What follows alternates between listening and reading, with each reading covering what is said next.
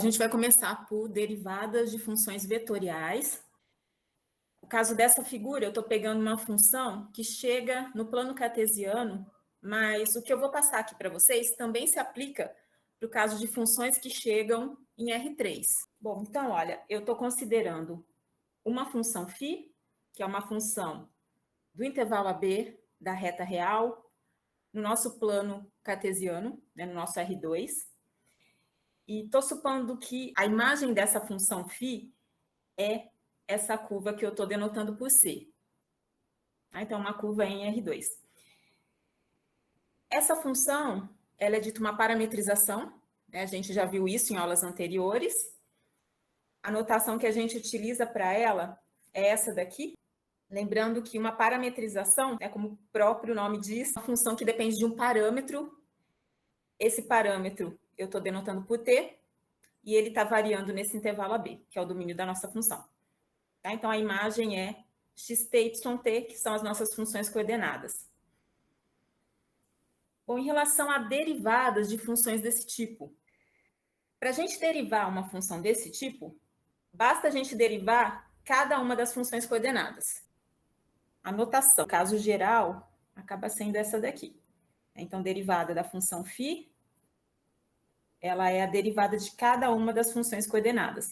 Então, a derivada da função x e a derivada da função y. E observem que essa derivada acaba sendo um vetor. Bom, se a gente for representar na figura, acaba ficando assim, olha. Eu vou fazer o seguinte, eu vou fixar um ponto do meu domínio, que eu vou chamar de T0. Vou aplicar minha φ nesse ponto e vou supor que a imagem é esse ponto aqui. Tá? Então, esse ponto, que é um ponto de R2, é φ de T0. Pelo fato dele estar em R2, ele tem duas coordenadas, e essas coordenadas acabam sendo x de T0 e y de T0, né, se a gente usar essa mesma notação aqui. Então, estou aplicando φ em T0, eu acabo obtendo ponto x de T0, y de T0. Tá? Então, essas são as coordenadas desse ponto. Em relação à derivada, quando a gente faz a derivada dessa função e aplica nesse mesmo ponto T0, a gente acaba obtendo esse vetor aqui. Quando a gente calcula cada uma dessas funções num ponto em específico, isso dá para a gente valores reais. Então, isso vai ser um número real e isso vai ser um número real também. Esse vetor acaba sendo tangente à curva nesse ponto φ de T0. Tá? Então, suponha que é esse vetor que eu vou desenhar aqui.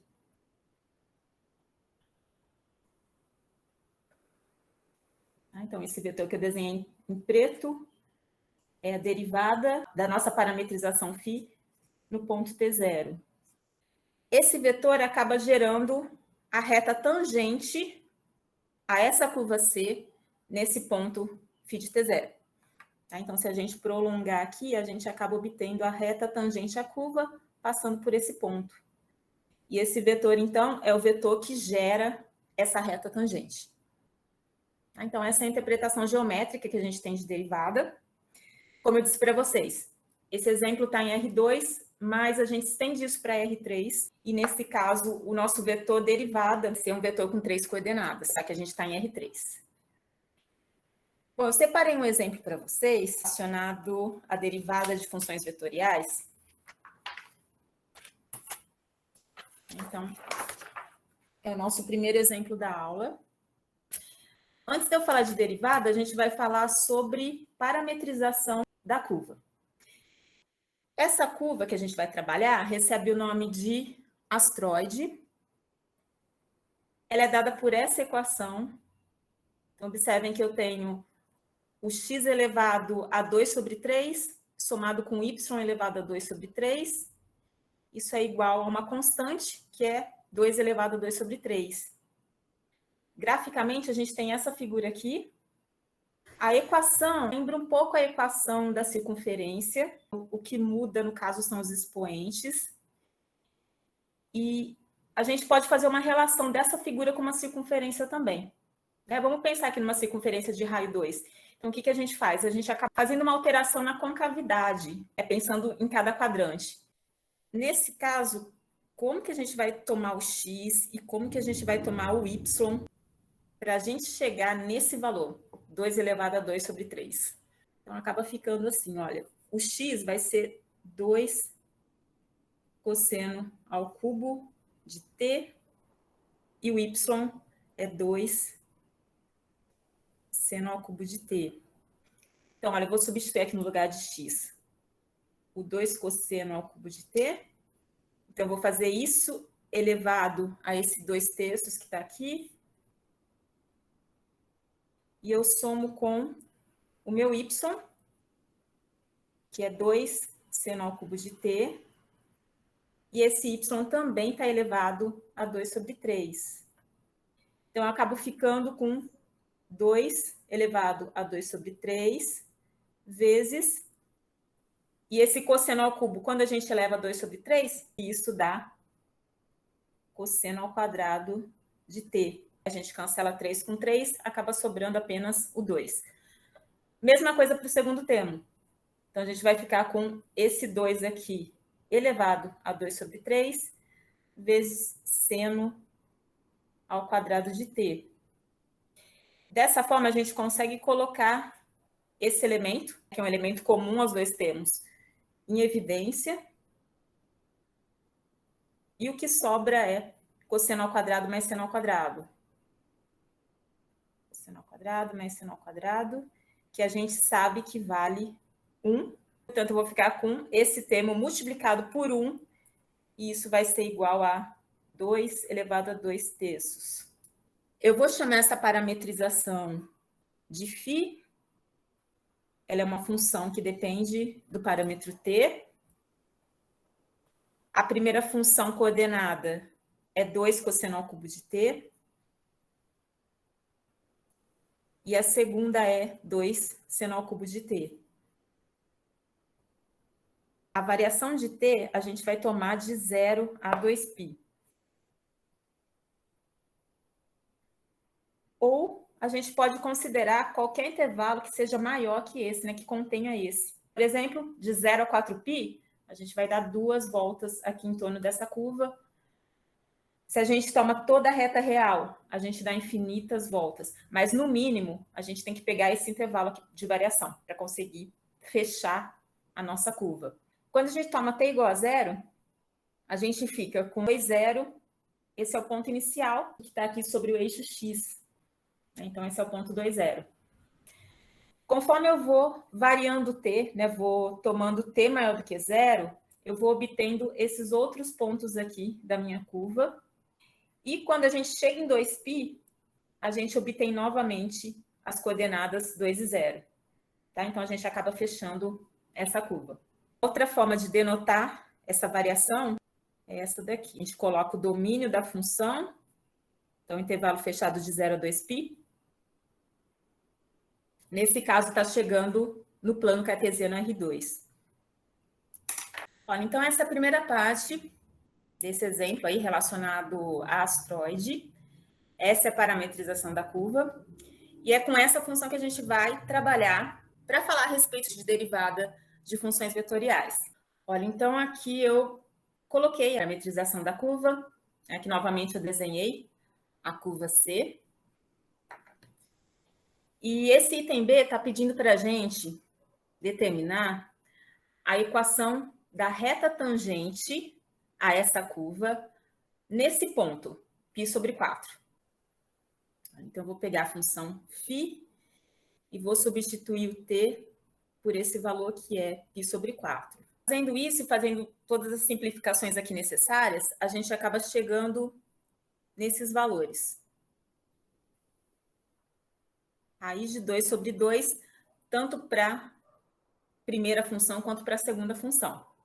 Então, esse ponto aqui que eu desenhei é φ aplicado em π sobre 4. Item B está pedindo para a gente a equação da reta tangente astroide nesse ponto que eu acabei de desenhar. Então, ela é tangente à curva nesse ponto. Então, acaba sendo essa reta aqui, eu vou denotar por R. Então, ela tangencia a astroide nesse ponto. E o nosso objetivo, então, é determinar a equação dessa reta, né? No caso, vai ser a equação vetorial. Para a gente chegar na equação dessa reta, a gente precisa de um ponto dessa reta, precisa também de um vetor diretor para essa reta. Bom, para a gente obter esse vetor diretor, a gente vai utilizar o conceito de derivada. Quando a gente deriva uma função vetorial desse tipo e aplica no ponto, o que a gente obtém é justamente o vetor tangente a essa curva de ponto fixado. Então, ele vai acabar sendo o vetor que gera, né, que é o vetor diretor dessa reta R. Esse ponto é um ponto da reta R, tá? Ele pertence a R. Então, o que eu vou fazer agora é determinar um vetor diretor dessa reta. Tá? Então, vetor diretor da reta R. É isso que a gente vai fazer agora. Então, como eu disse para vocês, a gente precisa derivar essa função. Tá? Então, a primeira coisa que a gente vai fazer é derivar a função.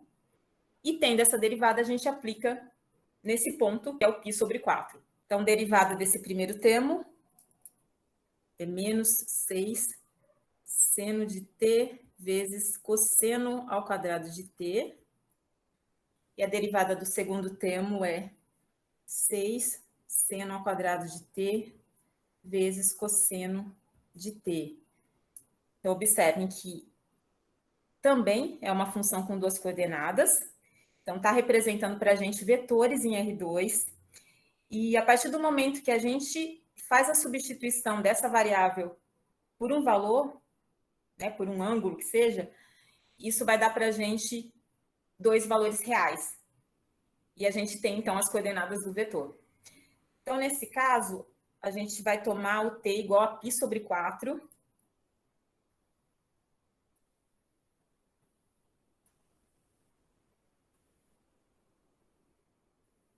Substituindo, então, por π sobre 4, a gente vai ficar com seno de π sobre 4 vezes cosseno de π sobre 4 elevado ao quadrado. Na segunda, a gente tem o 6 vezes seno ao quadrado de π sobre 4 vezes cosseno de π sobre 4. Bom, tanto seno quanto cosseno de π sobre 4 é igual a raiz de 2 sobre 2. Então, vai ficar assim. Menos 6 vezes raiz de 2 sobre 4. Desse outro lado, a gente vai chegar no mesmo valor, mas com um sinal positivo.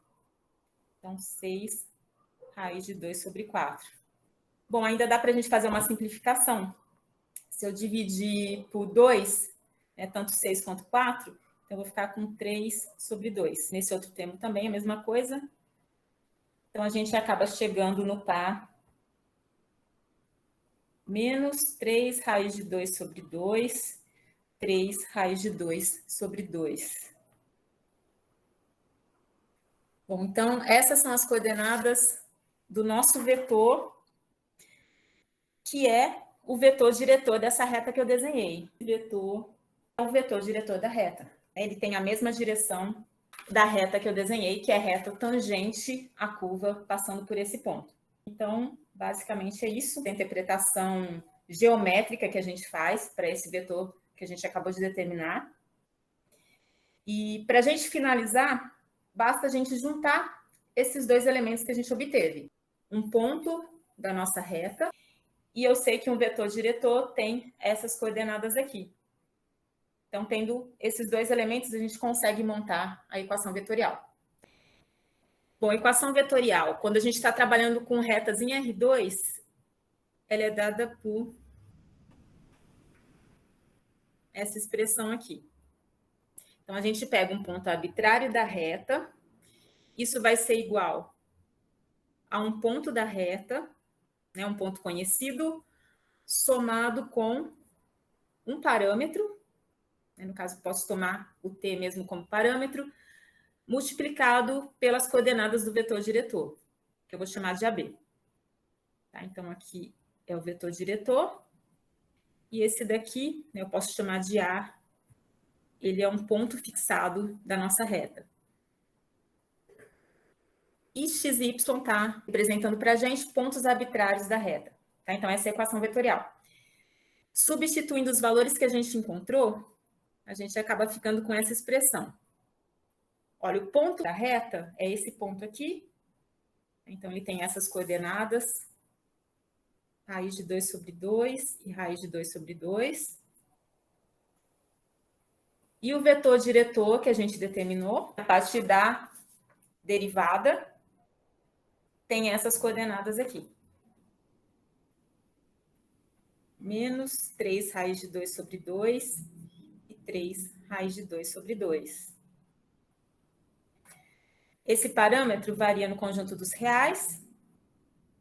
Tá? Então, para cada real, né, para cada valor real que a gente toma para esse parâmetro, e quando a gente faz essa junção, né, essa soma, a gente acaba obtendo um ponto dessa reta. Tá? Então, variando nos reais, a gente tem todos os pontos da nossa reta. Então, essa é a equação vetorial.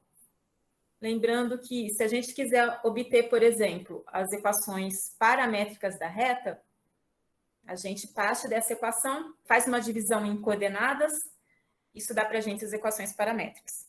No caso, como a gente quer a vetorial, a gente finaliza aqui. Para finalizar, a gente vai falar a respeito de comprimento de curva, e a gente vai utilizar a mesma curva, né, que no caso é a astroide, e a mesma parametrização que a gente deduziu lá no início. Tá? Então, eu passei a parametrização para cá. Entretanto, eu estou fazendo uma restrição na variação do parâmetro t. Bom, a gente viu que para a gente definir a curva toda, né, que é uma curva fechada, a gente tem que variar o t de 0 até 2π. Nesse caso, eu quero o comprimento dessa curva com o parâmetro t variando nesse intervalo, de 0 a π sobre 2. Quando a gente faz essa restrição, a gente acaba obtendo apenas esse pedaço da curva. Na videoaula assíncrona, eu apresentei para vocês a fórmula que dá para a gente o comprimento de uma curva. Ela envolve uma integral definida, no caso. Aqui nos extremos, a gente coloca os extremos do domínio dessa nossa parametrização. Eles vão entrar aqui no lugar de A e B. E aqui no integrando, a gente trabalha com o módulo da derivada da nossa parametrização. Olha, o que eu preciso fazer para chegar nesse integrando? Dada a nossa função, a gente precisa derivar essa função, mas isso a gente já fez no item B, então eu vou pegar e copiar aquela expressão que a gente obteve, e em seguida a gente precisa calcular o módulo dessa função. Tá? Então vamos começar com a derivada, né? Eu só vou passar ela para cá, então. Agora eu vou calcular o módulo dessa derivada, que é um vetor, então acaba sendo o módulo desse vetor. Então fica assim. Menos 6 seno de t vezes cosseno ao quadrado de t. Então, tudo isso aqui elevado ao quadrado, somado com a segunda expressão, que é 6 seno ao quadrado de t, cosseno de t, tudo elevado ao quadrado também. Isso dentro de uma raiz. Então, eu vou ficar com 36 vezes seno ao quadrado de t. E aqui, como eu já tenho cosseno ao quadrado, acaba virando cosseno à quarta. Então, esse é o primeiro termo. O segundo, ele dá 36. Aqui eu vou ficar com seno à quarta. E aqui, cosseno ao quadrado. A gente consegue colocar alguma coisa em evidência? Ó, dá para colocar o 36, seno ao quadrado e um cosseno ao quadrado também. Bom, então, isso que está entre parênteses, a gente sabe lá da trigonometria que vale 1. Tá? Então, isso daqui vale 1. Então, no fundo, a gente tem esse termo multiplicando 1. Então, a gente acaba ficando com raiz de 36 seno ao quadrado de t vezes cosseno ao quadrado de t. Olha, a gente vai chegar nessa expressão, 6 vezes seno de t vezes cosseno de t.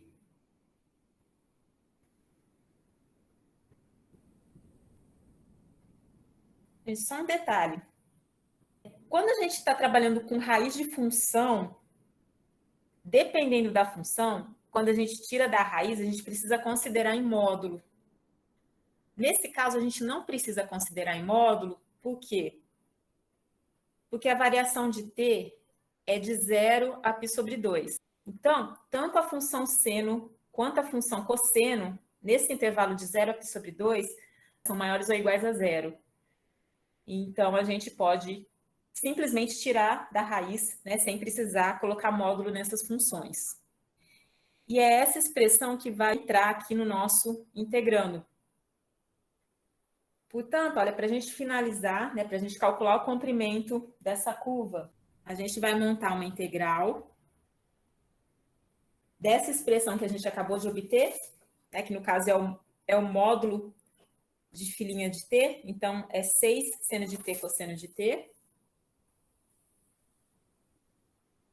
Seno de t vezes cosseno de t, né, no caso aqui dt. E aqui nos extremos entra essa variação que a gente está considerando, de 0 a π sobre 2. Bom, então, é resolver essa integral. Como que a gente pode resolver essa integral? Então, vou colocar essa constante para fora. Então, método de substituição para resolver essa integral. Então, eu chamo a função seno de u. Então, dessa forma, eu tenho que du é igual a cosseno de t dt.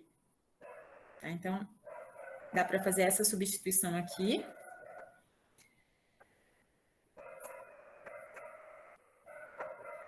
Bom, então, nesse caso, olha, eu vou ficar com u, né, que no caso vai ser o nosso seno de t, e esse cosseno de t dt é o du. Então, é u du. Quando o meu t é 0, eu tenho seno de 0, que eu sei que vale 0. Né? Seno de 0 é igual a 0, então, portanto, o meu u vai ser 0 para esse caso. Então, eu venho aqui e coloco 0. E quando o meu t é π sobre 2, então eu venho aqui na minha expressão de substituição, tomo esse t igual a π sobre 2. Então, eu vou ficar com seno de π sobre 2, que a gente sabe que vale 1. Então, nesse caso, o meu u vai ser 1. Tá? Então, eu tenho essa integral, a integral de u de 0 a 1. Então, isso vai ser 6, né? Integrando essa expressão, eu tenho u ao quadrado sobre 2, aí a gente faz a variação de 0 a 1. Então, nesse caso, eu vou ficar com 6 multiplicado por 1 sobre 2. É a hora que a gente toma aqui como sendo 1. Então, isso vai dar 6 vezes 1 sobre 2, ou seja, isso é igual a 3. Esse é o comprimento. Esse pedaço da asteroide está no primeiro quadrante do nosso plano, tá? Então é igual a 3.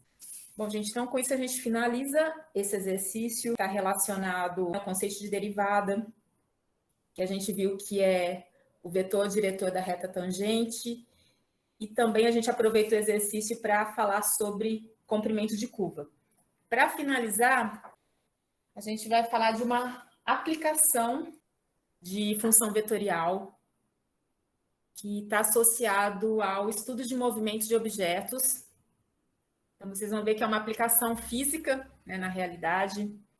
Tem algumas notações que, inclusive, eu introduzi na aula síncrona para vocês, então eu vou repetir rapidamente. Eu vou considerar uma curva em R2, tá? Essa curva que eu desenhei aqui. Vamos supor que ela está representando a trajetória de um objeto, né? Pode ser um projétil. Então, imaginem que a gente está lançando um projétil aqui do solo e ele descreve essa trajetória, né, até atingir o chão novamente. Tá? Então, a gente tem essa parábola. Bom, então, eu vou pegar essa curva que eu desenhei e vou parametrizar por uma função φ, que é uma função vetorial. Então, aqui eu estou representando essa função, estou supondo que ela sai desse intervalo, que vai de 0 a um T1. Agora a gente vai fazer uma associação com o tempo. Tá? Então, essa variável, né, que no caso é a variável t, está representando para a gente o tempo. Então, para t igual a 0, tem um instante inicial desse movimento. Então, a gente vai relacionar com esse ponto aqui. Tá? Então, esse ponto que eu estou marcando na figura é o φ calculado em 0. Se a gente for utilizar essa notação aqui para a nossa função φ, acaba sendo o ponto x0, y0. E eu estou supondo que o T1 é o instante em que esse projétil atinge o solo. Então, olha, esse ponto aqui, que está sobre o eixo x, ele é o ponto φ de T1. Em coordenadas, acaba ficando x de T1, y de T1. Bom, então, é isso. Essa parametrização, ela está descrevendo para a gente a posição desse projétil em relação ao tempo t. Quando a gente deriva a função posição, a gente obtém o vetor velocidade. Tá? Então, derivada primeira está relacionada à velocidade. E quando a gente deriva mais uma vez, né, quando a gente trabalha com a derivada segunda, a gente acaba obtendo o vetor aceleração. Tá? Então, derivada primeira é relacionada com velocidade, derivada segunda com aceleração. Isso daqui é um vetor com duas coordenadas, e a gente vai utilizar essa notação aqui, que é a notação do livro do Stewart. Então, é um V maiúsculo que está denotando esse vetor velocidade. Quando a gente calcula o comprimento desse vetor, né, ou seja, o módulo dele, isso dá para a gente um valor real, que é a velocidade escalar. Tá? Então, quando a gente diz um projétil está com uma velocidade inicial de 30 metros por segundo, por exemplo. Então, esse 30 metros por segundo está relacionado a essa velocidade escalar. Tá? Então, é o valor em módulo do nosso vetor. Quando a gente está falando do vetor aceleração, esse vetor aqui com duas coordenadas, que são as derivadas segundas, a gente denota por um A maiúsculo. Tá? Então, isso daqui é um vetor. E quando a gente calcula o módulo desse vetor, isso dá para a gente a aceleração escalar, que a gente vai denotar com um A minúsculo. Tá? Então é isso. Toda vez que a gente estiver tratando de vetores, né, seja velocidade ou aceleração, letra maiúscula, e velocidade escalar ou aceleração escalar, letra minúscula. Então, essas notações que a gente vai utilizar. Então, vamos para o nosso último exercício da aula. Bom, o que eu vou fazer nesse exercício? Eu vou deduzir a aplicação φ, né, a função φ, que é a função posição, e essa função vai descrever para a gente a trajetória desse objeto, né, que no caso é uma bola. Então, olha, o problema ele diz o seguinte, que uma bola é lançada verticalmente do topo de um penhasco, e esse penhasco tem 80 metros de altura. A velocidade de lançamento, né, velocidade inicial, é igual a 50 metros por segundo, e pede, então, para a gente calcular o tempo de trajeto dessa bola até tocar o chão. Bom, então, o nosso objetivo é chegar numa parametrização, e quando eu calcular essa função no instante inicial, né, para o tempo t igual a 0, eu vou ter justamente esse ponto inicial aqui da figura, que é o ponto com coordenadas 0 e 80. Tá? É um ponto que está sobre o eixo y, na altura 80. Tá? Então, 0 e 80 são as coordenadas dele. E se a gente for utilizar as notações que a gente vem utilizando para parametrizações, essa primeira coordenada acaba sendo o x0 e a segunda y0. Tá? Então, vamos manter essas notações. Então, essa daqui é a minha posição inicial. Bom, em relação à posição final, eu sei que vai ser um ponto que tem a segunda coordenada nula, já que eu estou sobre o eixo x. Eu vou denotar aqui por T1, né? Suponha que seja T1 o instante final aqui, em que essa bola toca o chão. Então, olha, esse ponto, eu vou denotar por x de T1, y de T1. E nesse caso, como ele é um ponto sobre o eixo x, a gente sabe que essa segunda coordenada é igual a zero. Tá? Então, basicamente é isso. E vamos aplicar essa condição aqui que foi dada. Eu sei que a velocidade inicial, né, que é a velocidade de lançamento, é igual a 50 metros por segundo, isso em módulo. Bom, então, a partir dessa informação, a gente vai determinar quem é esse vetor que eu estou chamando de V0. Ele é o vetor tangente à curva, nesse ponto. Bom, então, como a gente discutiu na folha anterior, o vetor velocidade, que a gente está denotando por V maiúsculo, ele é dado pela derivada da nossa parametrização. E no caso, as coordenadas, elas serão essas daqui, x' de t, y' de t. Então, a nossa velocidade inicial, que é o módulo do vetor no instante t igual a zero, é igual a 50. A gente tem essa informação aqui. Com base nisso, a gente consegue determinar quais são as coordenadas desse vetor aqui?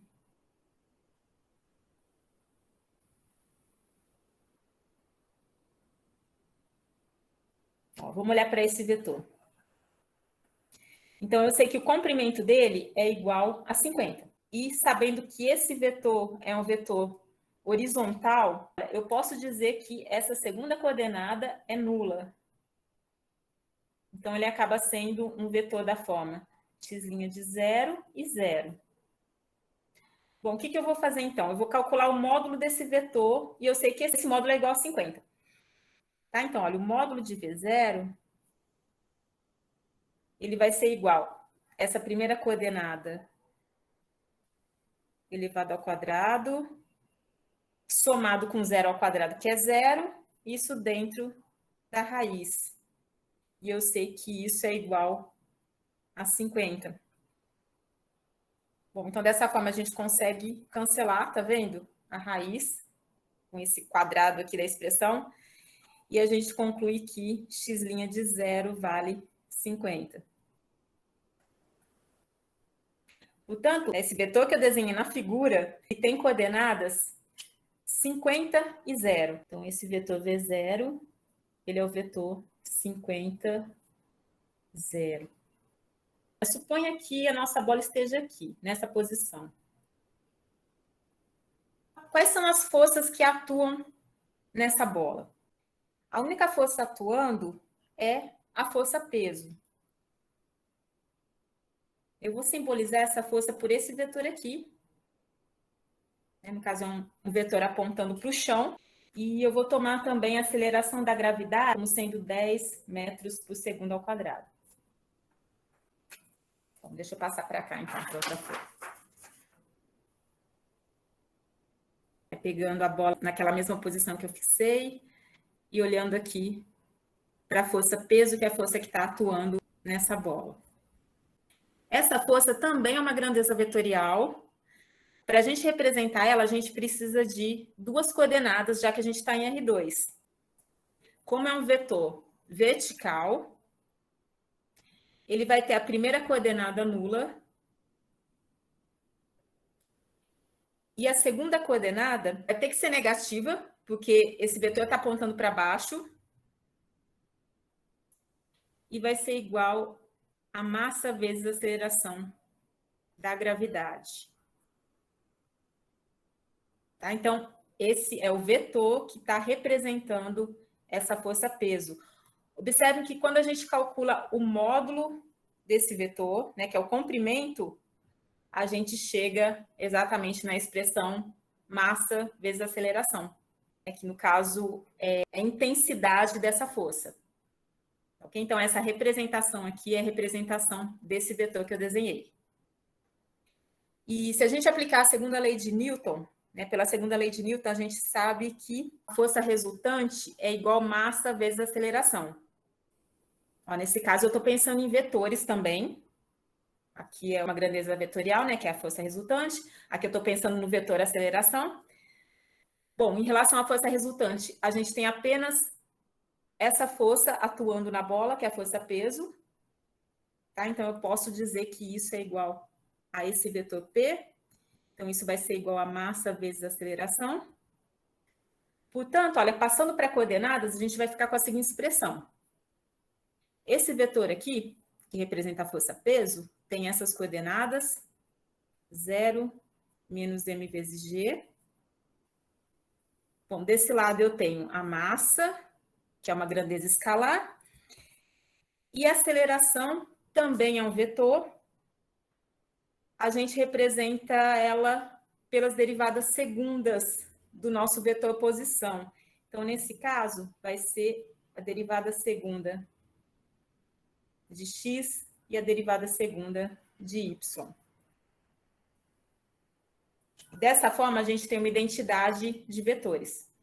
Olha, eu vou ficar com 0 igual a m vezes a derivada segunda de x. Né? Só vou inverter aqui a ordem, então vai ficar assim, olha, m vezes derivada segunda igual a 0. Igualando as segundas, a gente tem m vezes derivada segunda de y igual a menos m vezes a aceleração da gravidade. A gente tem essas duas equações aqui. Dessa primeira, eu tenho que essa derivada segunda é igual a 0. Como massa é um valor positivo, a gente pode cancelar. Então, a gente tem que x duas linhas é igual a 0. E da segunda equação, a gente consegue também cancelar m com m, já que é um valor positivo, então a gente pode cancelar. E a gente tem, então, que a derivada segunda de y é igual a menos g. Que a gente está tomando como sendo 10, eu vou substituir aqui por 10, então. Então, vai ficar assim, olha. X duas linhas igual a 0, y duas linhas igual a menos 10. Bom, então a gente tem essas duas equações aqui. Bom, lembrando, a gente quer chegar nessa expressão, que é a expressão da nossa parametrização, e ela é dada por essas funções coordenadas.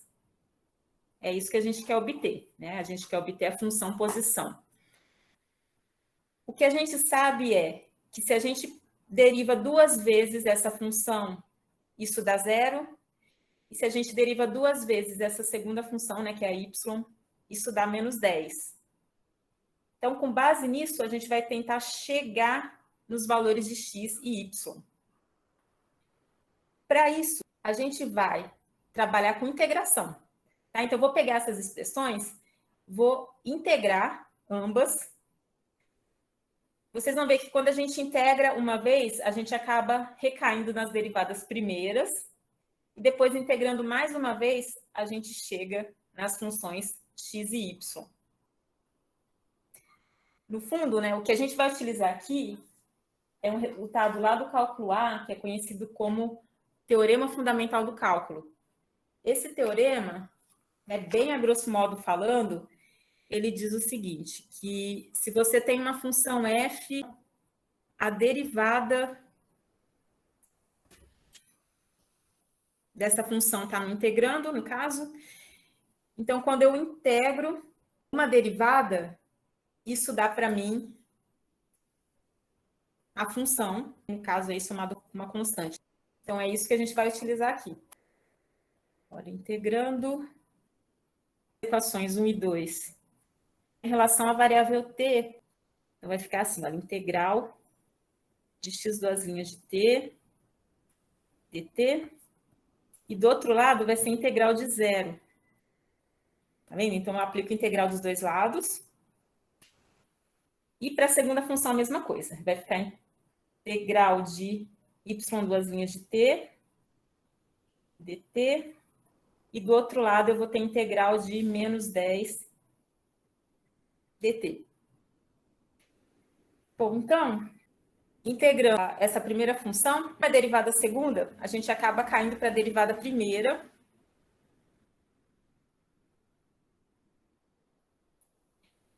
E desse lado, eu tenho a integral de zero, isso é igual a uma constante real, que eu vou chamar de C1.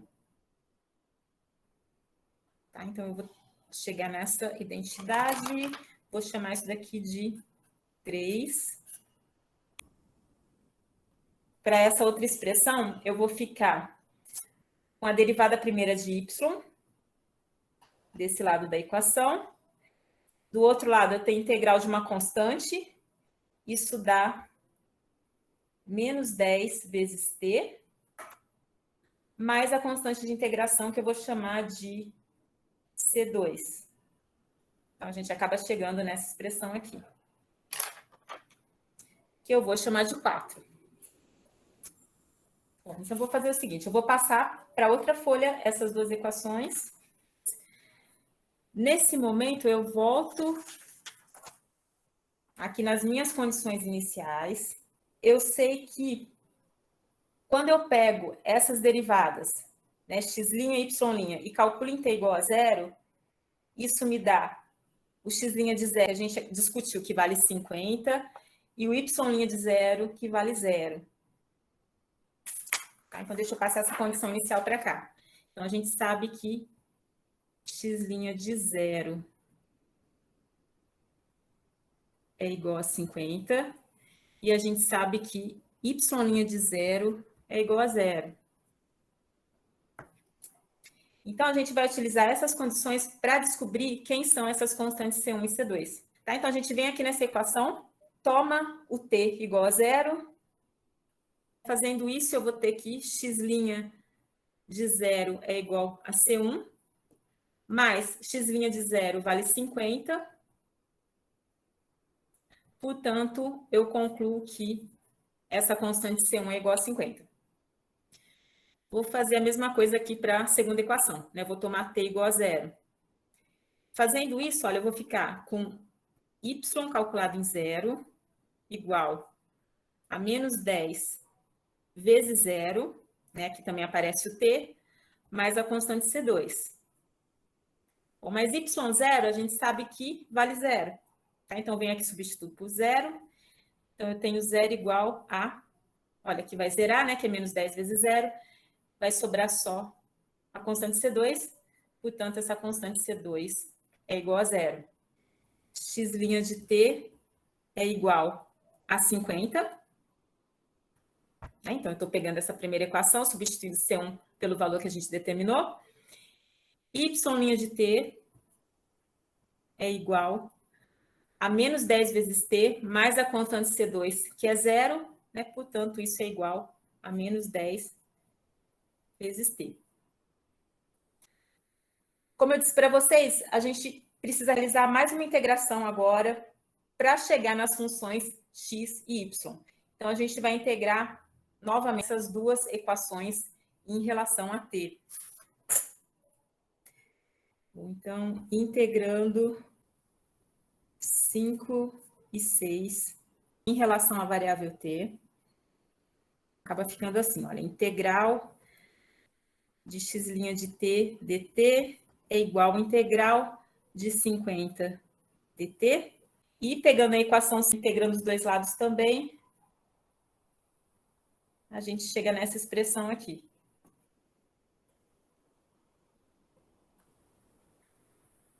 Então, aqui, olha, eu tenho integral da derivada primeira, isso dá para mim a função x. Desse lado, eu tenho integral de uma constante, então isso é 50 vezes t, mais a constante de integração, que eu vou chamar de C3. Integrando essa outra expressão, desse lado eu tenho a função y, desse outro lado eu tenho que integrar menos 10 vezes t. Então, eu vou ficar com t ao quadrado sobre 2. Esse 2 eu já vou simplificar com menos 10, então eu acabo ficando com menos 5 vezes t ao quadrado, mais a constante de integração, que eu vou chamar de C4. Bom, então, observem que, novamente, aqui surgiram duas constantes, C3 e C4, mas tem como a gente chegar nos valores dessas constantes aplicando essa outra condição aqui, que está relacionada agora à função posição. Então, a gente sabe que o ponto inicial, nossa trajetória, é 0,80. Então, significa que x para t igual a 0 vale 0, e y para t igual a 0 vale 80. Então, a gente vai utilizar essa condição aqui para chegar no valor daquelas duas constantes, C3 e C4.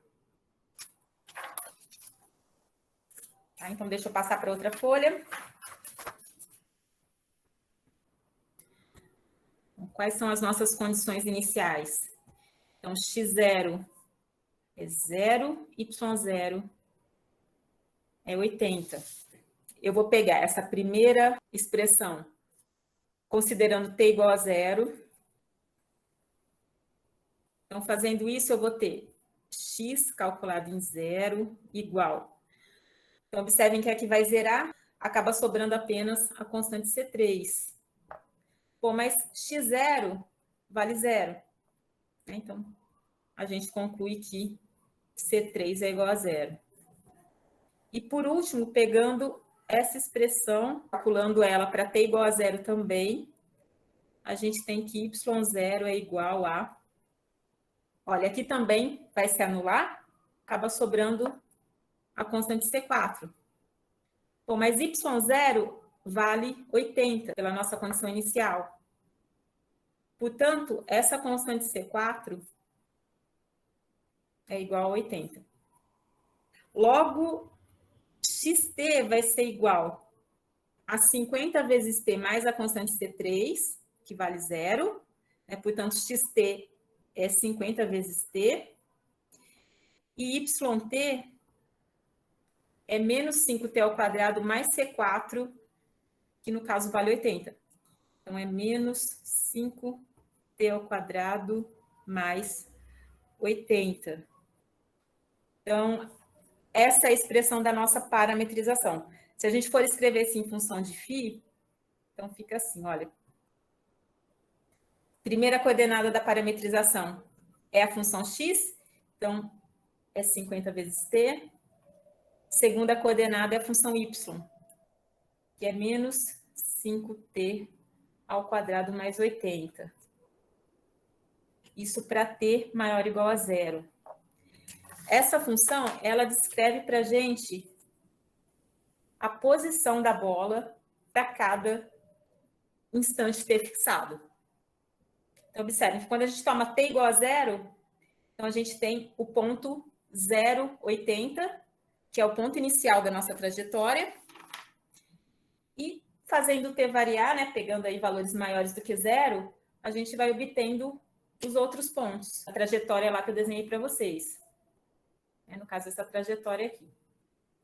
Então, aqui o ponto inicial, para t igual a 0. E tendo essa expressão, a gente consegue determinar o que foi pedido. Instante em que a bola toca o solo. Tá? Que no caso, a gente denotou por T1. Bom, e como que a gente calcula isso? Basta a gente observar que para esse ponto, como ele está sobre o eixo X, a segunda coordenada dele é nula. Tá? Então, para esse ponto, nessa posição aqui, em que a bola toca o solo, essa função tem que ser igual a 0. Então, tomando menos 5t ao quadrado mais 80 igual a 0, resolvendo essa expressão, a gente vai chegar nesse valor de t. 80 dividido por 5 é igual a 16. Tá? Então, vou ficar com t ao quadrado igual a 16. Quando a gente extrai a raiz, isso dá mais ou menos 4, mas como a gente está falando de tempo, a gente desconsidera o valor negativo e pega só a resposta positiva. Então, nesse caso, a gente obtém t igual a 4. Então, esse é o tempo de trajeto da bola. É o tempo que ela leva desde o lançamento até atingir o solo.